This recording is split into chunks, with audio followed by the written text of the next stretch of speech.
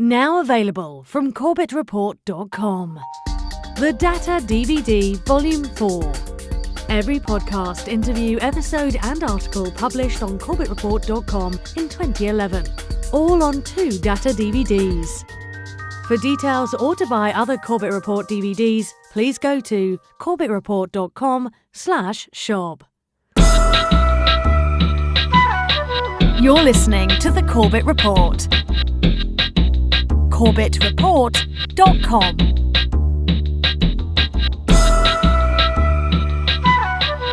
Welcome back to the Corbett Report, ladies and gentlemen. I'm your host, James Corbett of CorbettReport.com, podcasting to you, as always, from the sunny climes of Western Japan, here on this 5th day of February 2015. Welcome to episode 301 of the Corbett Report, How to Fake an Alien Invasion. Now, you better be careful who's watching over your shoulder today, because we are about to broach one of the most top-secret, ultra-classified pieces of information in the entire conspiracy pantheon, a subject so sensitive that its mere exposure threatens to topple the power pyramid itself, and as a result, is never talked about in the establishment mouthpiece media. I'm referring, of course, to the topic of aliens. Plus, what was in the skies over Jerusalem? And why did it stop over one of the most treasured sites in Christianity? We bring you this special radio television broadcast in order to give you the very latest information on an amazing phenomenon. The arrival of a spaceship in Washington. The Army has taken every precaution to meet any emergency which may develop. Just a minute, ladies and gentlemen, I think something is happening.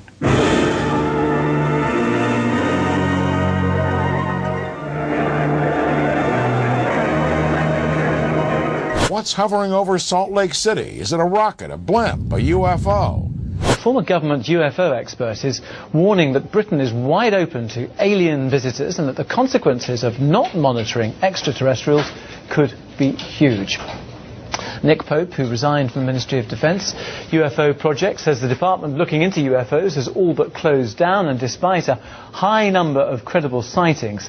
Let's speak to Nick Pope. He joins us both in the studio. We want to meet this guy. Joining us now, our team leader James Fox, one of the nation's top UFO experts, and Aaron Ryder, who is in charge of tech and recon for the series. Good morning to both of you. Good morning. Is it a ufologist? Is that what the actual... So they say. Okay.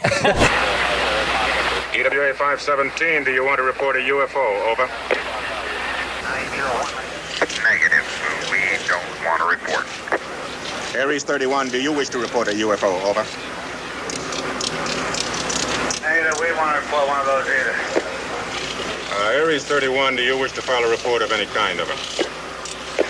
I wouldn't know what kind of report to file, Senator. Aries 31, me neither. I'll try to track traffic to destination. Over. While the family knows their story sounds out of this world, they are convinced they witnessed a close encounter and will be keeping a watchful eye on the sky. I think we're definitely believers now. Sorry, my mistake. No, this is clearly a subject that is propounded time and again ad nauseum in the establishment mouthpiece media. That same media that we know is lying to us about most major world events, either through direct lying or lying by omission. So why are they not omitting this little idea from the cultural context? Why are they constantly returning to the idea of alien presence, alien cover-up, alien invasion, alien threat? Why is this propounded so often, not just in the news media, but of course also in those cultural entertainment productions that I hope we understand are the end product of the culture creation industry that has been predictively programming us, again for decades, generations perhaps, to accept various memes and ideas, including, of course, this idea of alien invasion, alien threat, and the fallout and consequences thereof, which again is a theme that has been returned to time and time and time and time and time again for the better part of a century by this point. It's almost as if the billionaire power players at the top of this pyramid are actually connected to an idea to implant this idea of alien invasion in the public consciousness for the purpose of manipulating public opinion. And that's because they are connected to such an agenda, demonstrably so.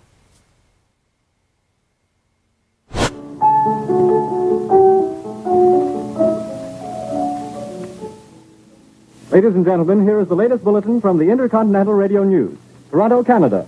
Professor Morse of Macmillan University reports observing a total of 3 explosions on the planet Mars between the hours of 7:45 p.m. and 9:20 p.m. Eastern Standard Time. This confirms earlier reports received from American observatories. Now, nearer home, comes a special bulletin from Trenton, New Jersey. It is reported that at 8:50 p.m. a huge flaming object, believed to be a meteorite, fell on a farm in the neighborhood of Grover's Mill, New Jersey, 22 miles from Trenton. The flash in the sky was visible within a radius of several hundred miles, and the noise of the impact was heard as far north as Elizabeth. Orson Welles' War of the Worlds. Never before had a radio broadcast provoked such outrage or such chaos. Upwards of 1 million people convinced, if only briefly, that the United States was being laid waste by alien invaders, and a nation left to wonder how they possibly could have been so gullible. By 8:15 Eastern Time, telephones were ringing madly all across the country as concerned Americans tried to determine the whereabouts of relatives, warn friends and acquaintances, and most of all, corroborate what they were hearing. A what? Wait a minute. For the next several hours, newspapers, radio stations, and police precincts from coast to coast Ma'am, we don't know anything would be about it. swamped with calls. Well, I can't help that, ma'am. We just don't know anything about it. Well, did I say something about a quiet Sunday evening? What's going on? Soon, strange bulletins began coming in over the press service wires.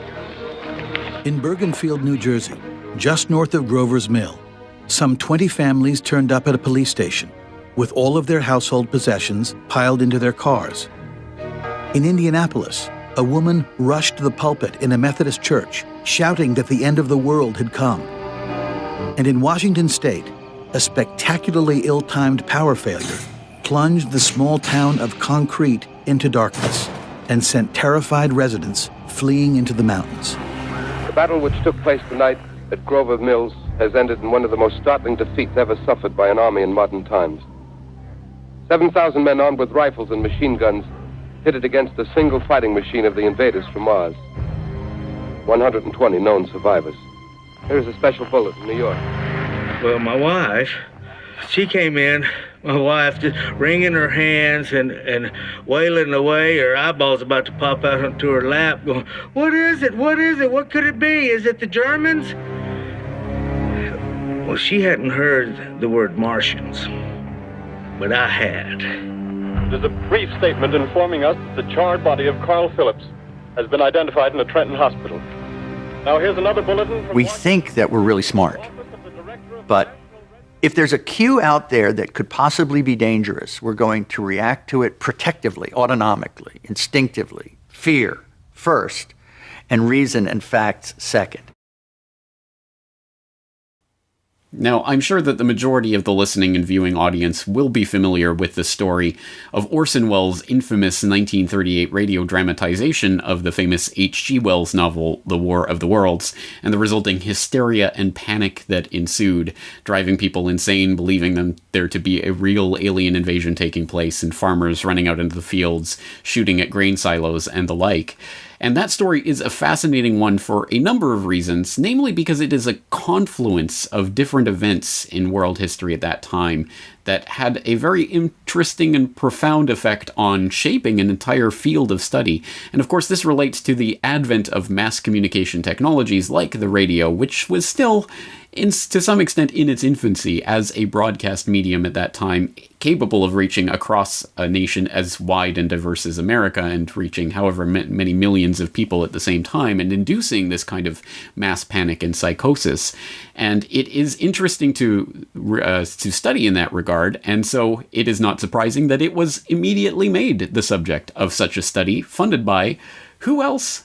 The Rockefellers. And we can take more on this from a very, very important article that was published on globalresearch.ca back in 2012, Early Psychological Warfare Research and the Rockefeller Foundation, by Professor James Tracy. Reading from that article, quote, The founding fathers of mass communication research could not have established their field without Rockefeller largesse. Alongside World War I propagandist and University of Chicago political scientist Harold Lasswell, psychologist Hadley Cantrell was a principal contributor to the knowledge and information that helped propel Rockefeller-controlled enterprises and American empire in the post-war era. Throughout this period, Cantrell provided the Rockefeller Combine with important information and new techniques in public opinion measurement and management in Europe, Latin America, and the United States. A roommate of Nelson Rockefeller's at Dartmouth College in the late 1920s, Cantrell took a doctorate in psychology at Harvard, co-authoring The Psychology of Radio with his doctoral mentor, Gordon Allport, in 1935.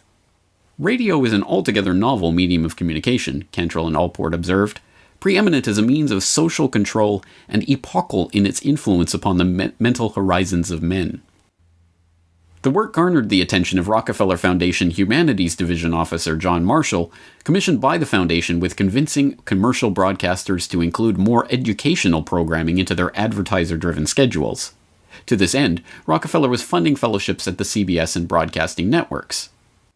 Aware of the Dartmouth connection, Marshall encouraged the enterprising Cantrell to apply to the foundation for support. Cantrell's request resulted in a $67,000 grant for a 2-year charter of the Princeton Radio Project at Princeton University. There, Cantrell proceeded to develop studies assessing radio's effects on audiences. In 1938, Cantrell also became a founding editor of the Rockefeller Foundation-funded Public Opinion Quarterly, an organ closely associated with U.S. government's psychological warfare endeavors following World War II. When the Princeton venture commenced, another trained psychologist close to Rockefeller, CBS Director of Research Frank Stanton, was named PRP lead researcher, but took a secondary role of associate director due to his position at his broadcast network. At this time, Austrian émigré social scientist Paul Lazarsfeld was recruited to join Cantrell. Thus, Cantrell, Stanton, and Lazarsfeld were closely affiliated and ideally positioned to embark on a major study involving public opinion and persuasion. The opportunity for such an analysis presented itself when CBS broadcast Orson Welles' rendering of H.G. Wells' War of the Worlds on October 30th, 1938. Lazarsfeld saw the event as especially noteworthy and immediately asked Stanton for CBS funds to investigate reaction to what at the time was the largest immediate act of mass persuasion in human history.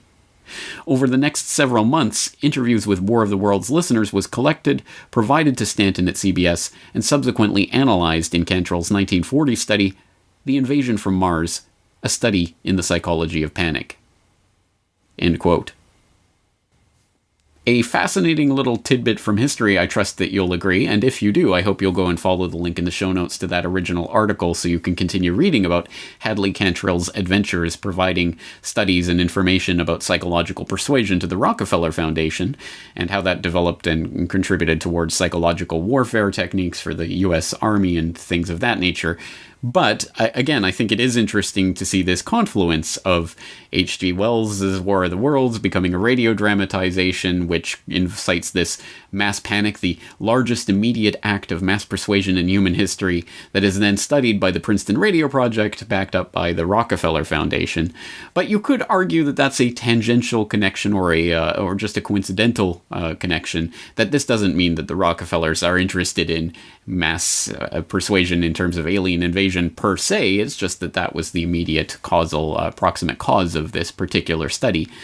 So you might fruitfully ask, are there any other connections between Rockefellers and this idea of faking an alien invasion or an alien presence of some sort? And the answer is yes. Yes, there is such evidence. Mr. Rockefeller backed many UFO-related projects in the period between the late 80s and 2000. But for the purpose of this hearing, we will concentrate on his political initiatives in these areas. Lawrence Rockefeller's first forays into ufology started sometime in the late 80s through Dr. Cecil B. Scott Jones, a parapsychologist and former U.S. Navy commander who had worked as naval attaché in Asia and at the Naval Scientific and Technical Intelligence Center. Between 1985 and 1991, Jones was special assistant to Senator Claiborne Pell, the powerful Rhode Island Democrat chairman of the Senate Foreign Relations Committee. who was deeply interested in parapsychology and who probably many of you met personally. Senator Pell was also friends with Lawrence Rockefeller, and both served on the board of the Human Potential Foundation, a small think tank launched in 1989 in Vienna, Virginia by Jones to conduct, quote, research into all conditions of humankind, physiological, psychological, and spiritual. Many of the papers released by the White House OSTP come from Scott Jones, who knew Dr. John Gibbons, a physicist who worked for many years as director of the Office of Technology Assessment for the U.S. Congress and was appointed in 1993 by the Clinton administration to direct the OSTP. What was the exact turning point of Lawrence Rockefeller's evolution from a general interest in consciousness studies into the specific area of UFOs and extraterrestrial intelligence is still unclear. But the end of the Cold War and the arrival in Washington of a younger generation represented by Bill and Hillary Clinton are key factors.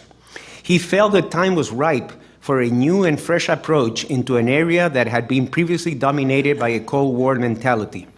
Rockefeller recruited for these efforts a longtime associate, Henry L. Diamond, an environmental attorney from Washington, D.C., whose links to the family went all the way back to the 1960s, when he worked with Lawrence in his conservation activities.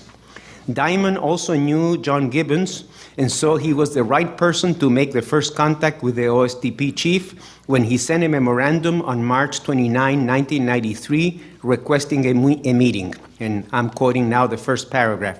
Lawrence S. Rockefeller, who is a leading U.S. conservationist, businessman, and philanthropist, is anxious to have a brief meeting with Dr. Gibbons to discuss the potential availability of government information about unidentified flying objects and extraterrestrial life. As one who has had a long-time interest in environmental and spiritual issues, Mr. Rockefeller, with other leading citizens, is planning to make an approach to President Clinton on this subject. I invite all of the political media, all media in general, but certainly the political media, to look at the Rockefeller Initiative. It is one of the great stories in American history. It's one of the great political stories, certainly of this or any other time. It is filled with amazing people who are still around and still very powerful. At the time that Rockefeller approached, through his attorney, President Clinton, Clinton's one of his very key advisors was John Podesta. The chief of staff at the time was Leon Panetta.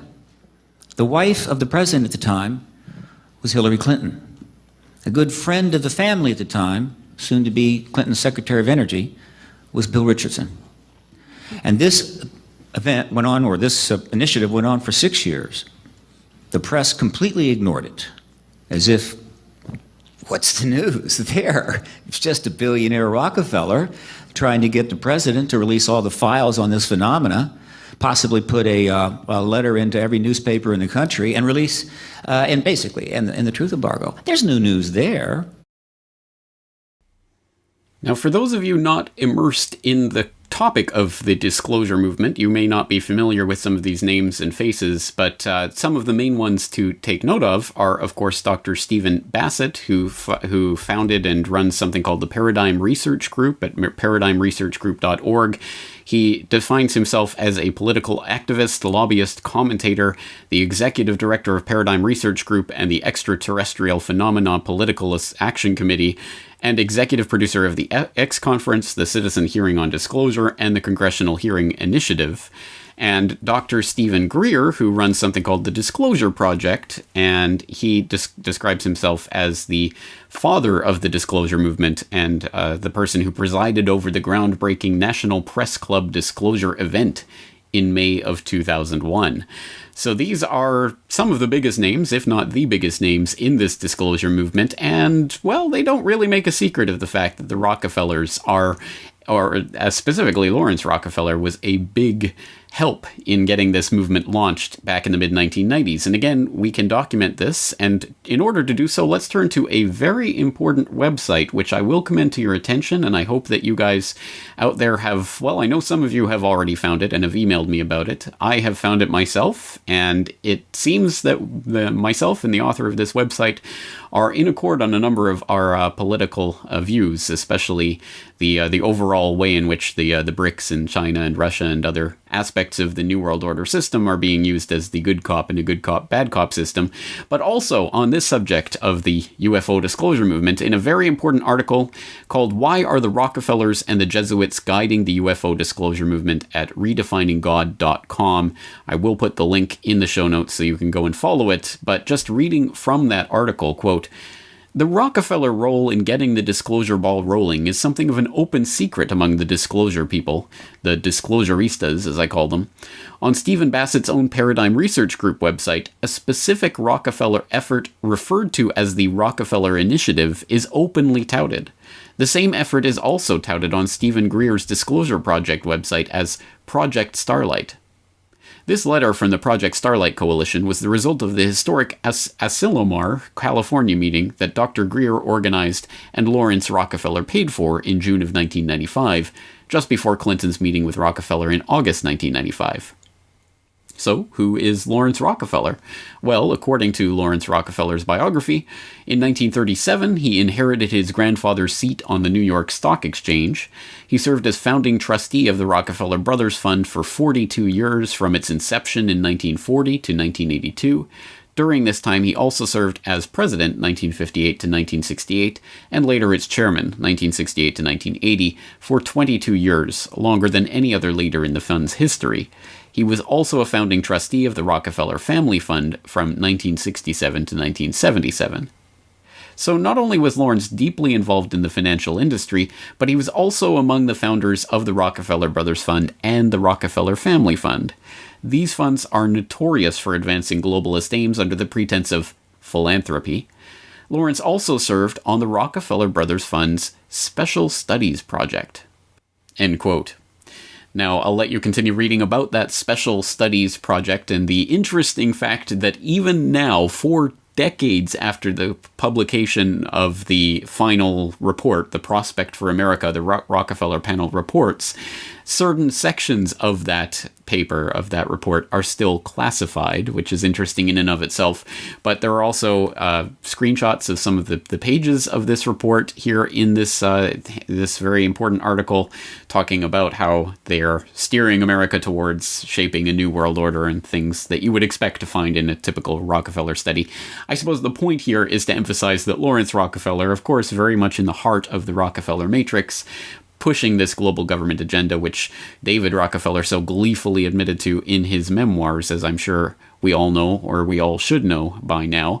And I would, again, suggest you go to see this original article, if for no other reason than to click on such things as the Rockefeller Initiative or the Disclosure Project's own Project Starlight page, where you can browse through and see all of the main characters who are connected through this initiative that ran from 1993 to 1996, including, of course, President Clinton and Lawrence Rockefeller, along with Hillary and Dr. John Gibbons and John Podesta and Vice President Al Gore and all this other cast of Congress critters and very unsavory characters, including, of course, Dr. Stephen Greer, the aforementioned father of the disclosure movement. And again, all of these letters are archived here online, so you can go and read through them all, and the various correspondence between some of the players, including Lawrence Rockefeller and John Gibbons and Lawrence Rockefeller and the Clintons.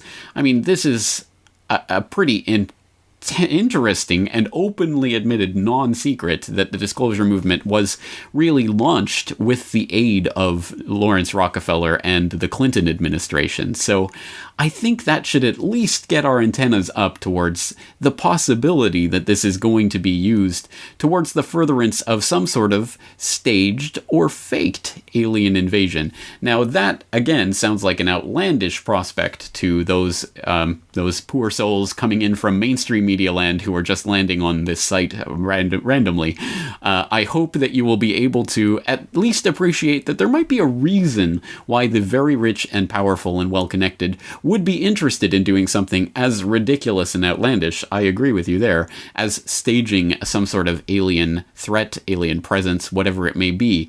But there, as I say, there are reasons why this might be done, and these aren't reasons that we have to speculate on. We can find all of the usual suspects talking about these reasons in all of the usual places, and of course, the big ones, global religion, global finance, and global government, uniting the world around this perceived alien threat. What is exceptional is that the Vatican was taking very seriously what science might tell us about the possibility of extraterrestrial intelligent life forms. That's what the conference was about. I can't tell you that the Vatican found any alien life. I don't think that's what they were looking for, but they were taking very seriously the issue. We probably won't be seeing aliens at mass anytime soon, but the Vatican's chief astronomer does say that there could exist other forms of life outside Earth. And he says if they do exist, they are God's creatures. How does this actually work? When Discovery decided they were going to do a show on alien invasions, your phone rings because you're on the sort of speed dial for theoretical physicists who can help them do the war game for how this might play out? Well, believe it or not, we physicists have actually studied the question of what happens if we do encounter a hostile advanced civilization in space. And Hollywood gets it all wrong. Hollywood assumed that the aliens are maybe 100 years more advanced than us, and if only we had a secret weapon, we can defeat the aliens. Wrong. Either the aliens don't bother with us because we're simply too primitive, or if they do invade, it'll be more like Bambi versus Godzilla. Now, the United Nations is getting ready for a contact with aliens from outer space. This is Moslin Othman. She's out of Malaysia. She will be planet Earth's first interstellar diplomat. First, I'll have to categorically deny that I was appointed or will be appointed the ambassador for aliens, the ambassador for United Nations for aliens. No, the committee is not discussing this this subject matter. But yes, I was in the UK to attend a meeting, which I can quote to you, called Towards a Scientific and Societal Agenda on Extraterrestrial Life, which is why this whole thing came about, because the British press caught hold of the fact that I was going to be at this meeting. And I was on a panel that was discussing, they call it the Great Panel Debate. I like that name. It says extraterrestrial life and arising political issues for the UN agenda. It's very hard to get inflation in a depressed economy, but if you had a program of government spending plus an expansionary policy by the Fed, you could get that. So if you think about using all of these things together, you could accomplish, a great deal. I mean, if we discovered that space aliens were planning to attack, and we needed a massive buildup to counter the space alien threat, and really inflation and budget deficits took secondary place to that, this slump would be over in 18 months. And then if we discovered, whoops, we made a mistake, there aren't actually any space aliens. So we need Orson Welles, is what you're saying. No, there was a Twilight Zone episode like this in which scientists fake an alien threat in order to achieve world peace. Well, this time we don't need it. We need it in order to get some fiscal stimulus. Perhaps we need some outside universal threat to make us recognize this common bound. I occasionally think how quickly our differences worldwide would vanish if we were facing an alien threat from outside this world.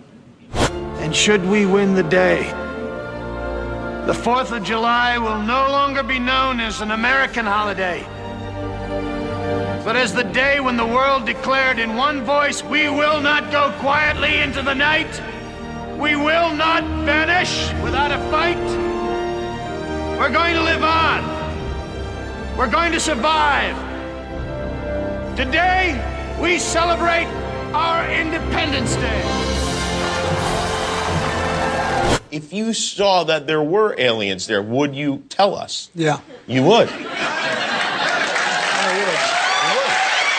Well, I think, look, what do we know? We know now we live in an ever-expanding universe. We know that there are billions of stars and planets literally out there, and the universe is getting bigger. We know from our fancy telescopes that just in the last 2 years, more than 20 planets have been identified outside our solar system that seem to be far enough away from their suns and dense enough that they might be able to support some form of life. So it makes it increasingly less likely that we're alone. Oh, you're trying to give me a hint that there are aliens. No, I'm trying to tell you I don't know. Oh. But if we were visited someday, I wouldn't be surprised. I just hope that it's not like Independence Day. Yeah, right. That it's a conflict. Well, now we have friendly Maybe the only way to unite this incredibly divided world of ours. They're out there. We better think of how all the differences among people on Earth would seem small if we felt threatened by a space invader. That's the whole theory of independence. You're right. Everybody gets together and makes nice and, You and Bill O'Reilly would be hiding in a bunker together. Oh, Bill O'Reilly, he did every mean thing he ever said about me. I don't care. Look at that. What an interesting milieu of characters we have floating around there. We have the Vatican and the UN and Nobel Prize-winning economists / Keynesian wingnut Paul Krugman and multiple presidents of the United States and all of these people all talking about the same thing. Wouldn't it be great if we had this idea of an alien threat that would unite us all behind fill in the blank world government or world financial system or baptizing the aliens? Wouldn't that be wonderful? And it's interesting to look at this. I mean, I didn't fall off the turnip truck yesterday. I understand and can smell the public preparation for some sort of staged event when I see one. And, well, if it looks and smells and quacks like a false flag operation, it probably is one. And again, being supported by some of the most prominent and powerful and well-connected political and financial elites. Clearly, there is something very, very stinky here. And in order to really understand this stink, again, we know why this would potentially be a valuable thing for these power elites to consolidate their power in a world government or what have you. But the question is, could they do it? And if so, how could they do it? These are important questions that we need to address if we want to really approach this subject. And I guess if we're going to address it, we have two different routes we can take. We can go down the unverifiable, unsourceable, unfalsifiable, undocumented route, or we could go down the sourced, verified, falsifiable, documented route. And me being me, I'm going to go down the sourced, falsifiable, documented route. But if you want to go down that unsourced, unknowable, unverifiable route, you can go, for example, with something called Project Bluebeam. Now, this is something that I'm sure most of the listeners out there have heard of at some point, at least in a vague sense as some sort of plan that was uncovered. There must be documents backing this up, talking about staging an alien invasion with holograms in order to create a world government, something along those lines. Well, if you really want to open up the Pandora's box of Project Bluebeam, it's much more specific than that and, well, somewhat more outlandish and much less documented than you might expect. This really all dates back and sources back to one particular French-Canadian journalist, Serge Monast, who was talking in the mid-1990s about this Project Bluebeam, this NASA project that he had uncovered and was unveiling to the public, that had a multiple stage process for creating a world religion, world government, world tyranny. And this involved the induction of earthquakes in order to expose archaeological finds, manipulated planted archaeological finds that would change our view of human history, and staged an extraterrestrial invasion and the appearance of a new messiah to be the head of this world religion and the imposition of UN world government, etc. So this is a detailed plan that was talked about, but again, there is literally no documents behind this. There's no NASA secret paper that was ever exposed about this. It really all sources back to this Serge Monast and a couple of interviews that are available online. There's a transcript of a speech. There's a translation of what I guess is some sort of summary of a book that apparently he wrote on this subject. He did write a book apparently in French on this subject, but it's never been reprinted and it's basically unobtainable. So there's a couple of different translations of something that may have sourced from this book, more or less. But that's basically it. I mean, there's just these few scraps, and from those scraps, there's been a lot of talk, and a lot of people have run with this idea, but I think not a lot of people know where it actually sources from. So I will put some links in the show notes so you can actually follow them and read about them and come to your own conclusion.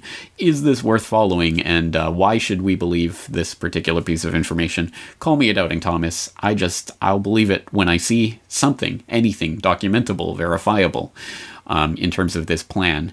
Now, if we want to go down the other route and look at actual verifiable, sourced, and knowable technologies that we know exist, let alone those technologies that we don't know exist that are being worked on in the skunk works of DARPA down in the bowels of the Pentagon. And for more on DARPA, I'll direct you to a previous Corbett Report radio episode where we talked about DARPA and its various projects. But for some of the technology that we do know about, we can source that in a number of different ways from a number of different seemingly disparate threads, but definitely technologies that we now know exist. One place to start, we can get the clue from the book by previous Corbett Report guest James Perloff, Truth is a Lonely Warrior, where he talks about a Air Force military publication that was available on the Air Force website. You can still access it through there on the Wayback Machine, and again, the link will be in the show notes. And this is about an airborne holographic projector, which this AF.mil website notes is a three-dimensional visual image in a desired location removed from the display generator. The projector can be used for psychological operations and strategic perception management.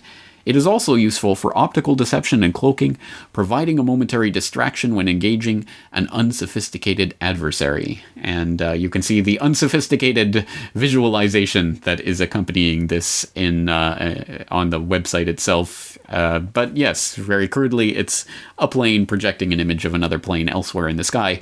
Now, that, of course, is a very crude implementation of this type of holographic technology that, at the very least, would be required for making the world believe we were under some sort of alien invasion threat or what have you. But that, again, is 20 years old now and sources from an Air Force military website.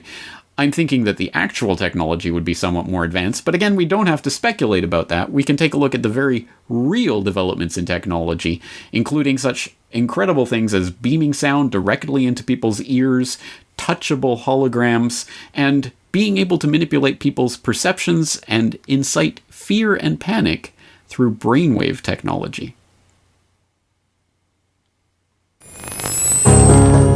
The ultimate weapon in the info war would be so secret, so invisible, so undetectable, you would never know your mind was under attack.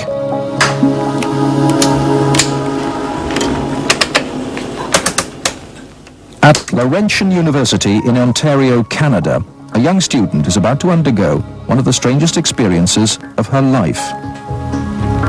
They're hooking Denise's brain up to an electroencephalograph, or EEG machine. For 30 to 40 minutes, this will monitor her brainwaves. While these electric coils attached on either side of her head will immerse her brain in an electromagnetic field. Her brain actually completes the circuit between the two coils. The field pulsing through her brain is less powerful than one given off by a digital clock radio, but acutely controlled and focused at specific parts of the brain, it will open Denise's mind to outside suggestion by this man. When you do a switch to see its right or left hemisphere, use your frontal temporal. Dr. Michael Persinger is a professor of psychology and neuroscience. He is designing ways to put the power of mind control to good use.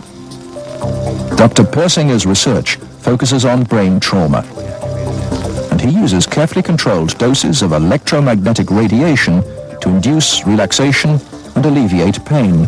So what Sandra did was to initiate a opiate releasing pattern. That's a burst firing field that is stimulated once every 4 seconds. And that produces relaxation and a very pleasant sensation. Similarly, using the appropriate fields, we can induce fear and apprehension, but clearly that would be unethical in that setting. Dr. Persinger's tests suggest that carefully programmed electromagnetic frequencies can tap into individual brains and influence people's emotions. The cognitive processes of the human brain are really quite simple. And if you understand how they work, you can make entire populations think and decide the manner in which you wish. Many experts are skeptical of such an Orwellian scenario, but Persinger thinks the implications are chillingly real. Suppose you generate a field that produces fear, fundamental fear, in large numbers of people. And then, over the television, more traditional ways, you say, the reason we're having this fear is because of this particular group. And now you start to move the population believing in a direction that you wish. To influence 250 million people, the equivalent of the entire population of the United States, may not be that difficult. According to Dr. Persinger, we already have the technology, satellites and television and radio transmitters. Mind control may already be happening. We know the mysterious PSYOPS plane can beam persuasive sounds and pictures into people's television sets. Will it someday beam disturbing frequencies directly into the mind? First, your voice is transformed into high-frequency ultrasound, sound so high no one can hear it. Ultrasound is highly directional, so, like a torch, it can be pointed at someone standing a long way away. Although they cannot hear the ultrasound, it causes secondary vibrations in the air around them, and it's that sound the person hears. So if you imagine you're in a room and I shine a flashlight at you, it's very bright for you, but it's very dark for everybody else. Much the same way, the audio spotlight creates a very narrow beam of sound that you can shine at a listener. They hear it very clearly, and it doesn't create noise that might bother other people in the same space. Researchers at Tokyo University have come up with a technology that is a first and significant step away from the mouse and keyboard, touchable holograms. Up until now, holography has been for the eyes only, and if you try to touch it, your hand would go right through. But now we have a technology that also adds the sensation of touch to holograms. Now look, I'm not necessarily saying that there's going to be a staged alien invasion tomorrow and that we should all be concentrating on this, nor am I saying that there is no such thing as alien life in the universe. I would be shocked, flabbergasted if there was not, and whether or not it's visiting Earth, well, what do I know? How do I know? I mean, I haven't seen it myself, but does that mean it doesn't exist? Well, of course not. Again, I'll let you guys, you're grown-up boys and girls out there, I'm sure you can decide for yourself on things like that. But we should know that there is a coordinated plan or an agenda in place to capitalize on such things as fake alien invasions that is being funded and promoted by the financial power elite, the top of the pyramid, and is being promoted and pushed out into the cultural sphere by the politicians and economists and the Vatican and the UN and then underneath them the culture creators in the entertainment industry to prepare the public for such a possibility, and we should be on guard against such manipulations. And again, these technologies that are now coming together, again, the ones that we know about, let alone the ones that are secretly in development that we don't have access to, are clearly along the path towards making such an event possible. And again, you can look at something like the Norway Spiral and believe the official response that this was a Russian ICBM test went awry, and if you believe that, I have a bridge on the moon to sell you. But again, all of these are just different pieces of the puzzle, and I think they add up towards something very interesting and something that is potentially coming sometime in the future. But even if this particular instantiation, this faked alien invasion or what have you, doesn't come together, still the concept of psychological manipulation through manipulated events and manipulated reality is an important one, and obviously one that we have to continue to keep in mind. And now that the technology for making these events possible is more and more a documentable reality, I think, again, we should have our mental guards up for such eventualities. So that's, I think, where we're going to leave things today. Once again, this is an open source investigation, and I invite and encourage and applaud the input of all of you out there. So if you are a Corbett Report member, please do leave your comments on the website with any relevant links or information. Any comments, questions, complaints, criticisms, concerns, or otherwise, all invited as usual there at CorbettReport.com. Once again, I'm your host, James Corbett of CorbettReport.com, thanking you for joining me for this edition of the Corbett Report podcast, and inviting you to join me again next week.